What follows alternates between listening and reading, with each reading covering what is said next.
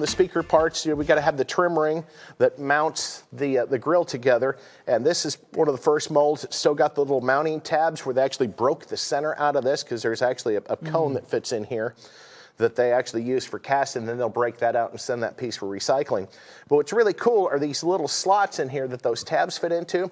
There's actually like some little grooves in there, so that what locks that grill in place. So you don't have to use that Gorilla Snot, that black butyl stuff. God, I hate that stuff because it gets everywhere. Yeah.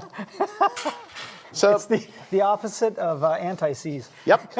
And then it's got to go get cleaned up. In fact, it goes through a process that cleans all that casting flash off there.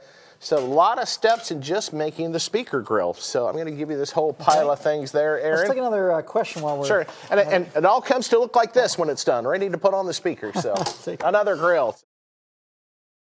So where should we move next? What do you think, Aaron? I think the surround is hanging out. The surround is kind of funny. Well, Yeah. well, here's your surround, Aaron. Looks like some Gorilla Snot. It does look like it, but it's not as sticky. Nope, that's actually rubber. That's the butyl rubber.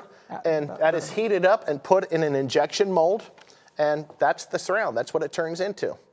So that's another process, and that's a whole nother mold. And then this actually gets stamped and cut too. So there's another tool for that. So more tools. So from there, we might as well go to the cone, right? Let's talk We did the cone. basket, we did the surround.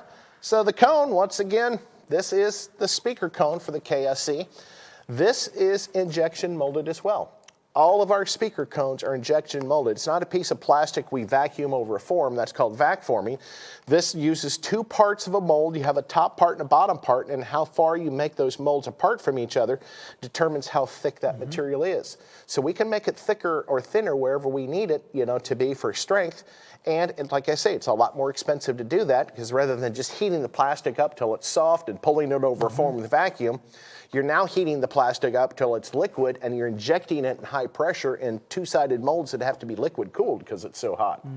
So this is injection molding. You can tell because there's the injection point right here where the material is actually injected into the mold. So that's the way the cone starts out. Nice little, Frisbee hat. Then it goes through another process.